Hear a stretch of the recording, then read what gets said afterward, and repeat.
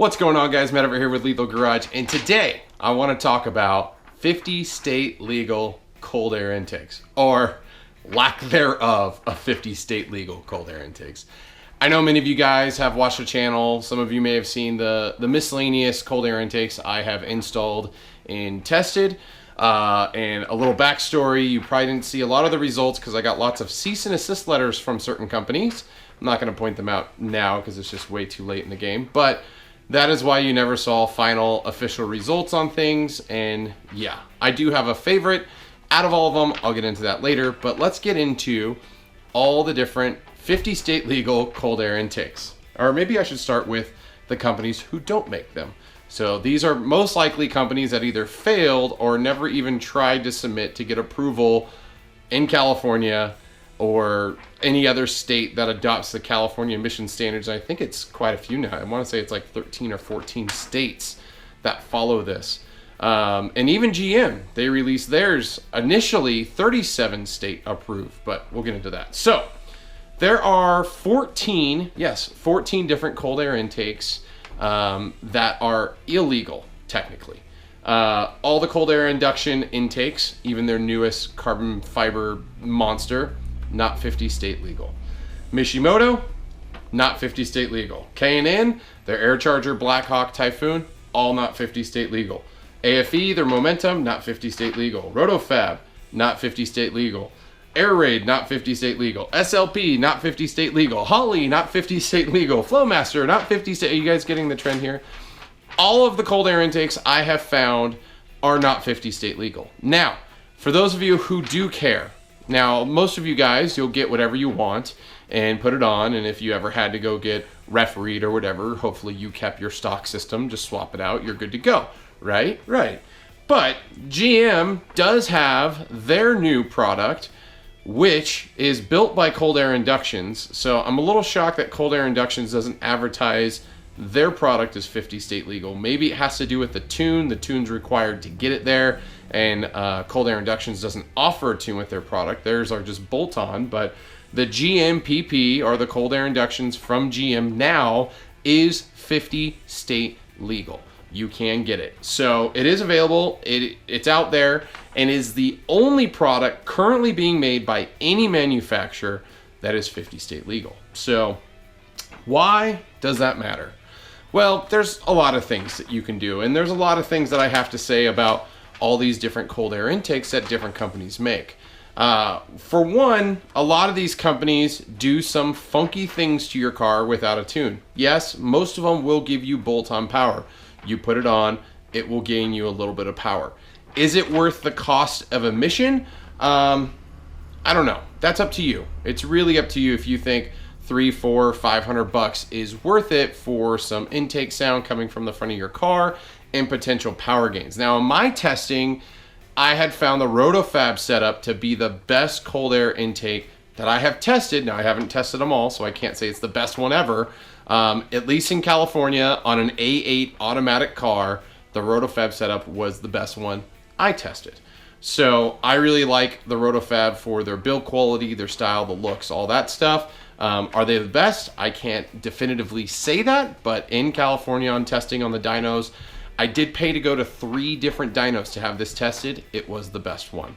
And I paid for my products. So that being stated, 50 state legal, why does it matter? Well, there's all these crazy emission standards coming down the pipeline. Not only does every manufacturer have to adhere to it, aftermarket has to as well. And if they don't, they have to advertise a product that it's not legal in those states, or it's meant for non-emissions equipped vehicles or off-road vehicles. So that all being stated, yeah, cold air intakes, 50 state legal. Now, there's quite a few of you that live in states that this doesn't matter. This doesn't apply to you. But there's quite a few of you that do live in states that have to deal with this. And luckily, a cold air intake can be taken on and put off very quickly. It's not going to mess up your car doing so, especially with the nature of these ECUs. They learn and relearn very quickly. Yeah, it's pretty straightforward. So, but if you are looking for a 50 state legal product, the GM cold air intake is the only product on the market. Now, with their tune, it has been proven by quite a few people on dynos, it provides no power gains. It does give you better airflow, which in turn, if you're building your car or doing a lot more things, it will benefit you in the long road. But at the end of the day, the 50 state legal freaking cold air intake gives you no power. And somebody will be like, where are you citing this? You didn't test it. Well, it's the cold air induction cold air intake. And my test on that one was negligible, gained within margin of error, horsepower and torque gains per run. That was even with resetting the ECU, manually driving around and resetting it. We tried everything. And that's the same one GM offers. Now, GM offers a tune with it, and I can tell you right now, my tuner, he's like, that thing gives you no power whatsoever. It actually makes your car run worse if you bolt it on. So if you do get the GM one, get the GM tune because it makes it not run worse. Same thing with the V6 version. If you guys get that, do not put it on your car without a tune. Get a tune for those, or your car just does not run right. That all being stated, again, there's quite a few other reputable companies on that list that make a cold air intake. Makes me wonder how much testing they have actually done. I know on the Camaro 6 forums, there's a lot of people that can back up the data I'm talking about. There's a lot of people out there that have done testing. Most people have highlighted the Roto-Fab as being the better one, but then again, everything's different no matter where you're at. Every dyno is going to be different depending on the weather, depending on where you're at in the country, elevation, how that dyno's set up, what's the correction factor. There's so many different things. And I will state equivocally, I can't speak, but whatever. The dynos that I used did not necessarily use the exact precision replicating tests that a lot of these companies have done, what they've posted results on their websites. And that being stated, I have tested everything the exact same way, both on DynoJet and Mustang dynos, 3 different ones, and yeah, the results were not impressive. So at the end of the day, if you guys want to stay probably still emissions friendly and keep all your exhausts and cats in place, you could probably just do a flex fuel upgrade if you have E85 nearby and get a lot more power. You can go that route. But there you go, 50 state legal cold air intakes. If you guys are interested in checking out the full list, I posted it down in the description so you can see all the different companies and the products that they sell. I'm not necessarily putting links to all of them. I'm sure some of you guys own some of these products. Again, I'm not trying to knock any company here per se, but I just want to highlight that just from the tests and the details that have been out there and things that people have been doing in the real world, and it feels like no one wants to talk about it. It's really weird.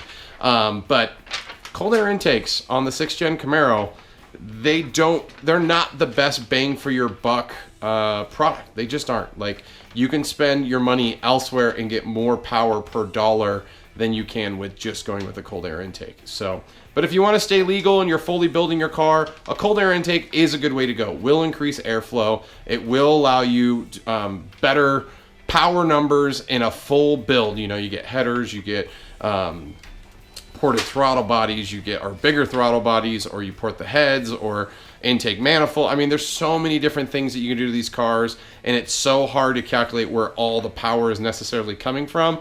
But I do know when you open it all up front to back, you do all of the things to your vehicle, you get lots of power. So just, you know, take my opinion with a grain of salt. Let me know what you guys think. Have you done testing? Have you had any issues with any of these products? Post down below in the comments below. Love to hear what you guys are running into, what you're running, what you're doing. If you went to a dyno and were able to get it tested, where were you at? What city, what state, what was the elevation? If you have the date and time, maybe even look at what the DA levels or the humidity, like all of that plays a massive thing per se into how a cold air intake will work. So all that being stated, thanks for checking out this video, guys. If you guys enjoyed this content, hit that subscribe button. If not, likes, comments, shares are definitely appreciated. But I will have to say, until next time or next video, I don't even have a cold air intake on my car anymore. I have a Supercharger that's a Pro Charger, and yeah, some of these intakes will work with Superchargers. I know, like with Whipples and stuff like that, they basically maintain the original mounting placement for the cold air intake. So some of these will work. Like you could put a Roto-Fab on a Whipple, or I know with even the ZL1, some of the companies are making cold air intakes that work with that. you know, the intake manifold bolt-on placement style setups. So yeah, keep that in mind. I do know just swapping the filter on ZL1s or supercharged setups does make a big difference. I mean, more airflow going in does make a big difference. The biggest problem is when you have a stock car with a stock throttle body that's still opening the same exact way.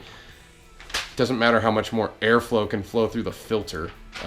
If your throttle body's not adjusting to it, you're not getting that increased airflow. I don't know. I'm not a genius, but I do know what I've tested and what I've done. So either or, cold air intakes. Let me know what you guys think. Until next time, see you on the road.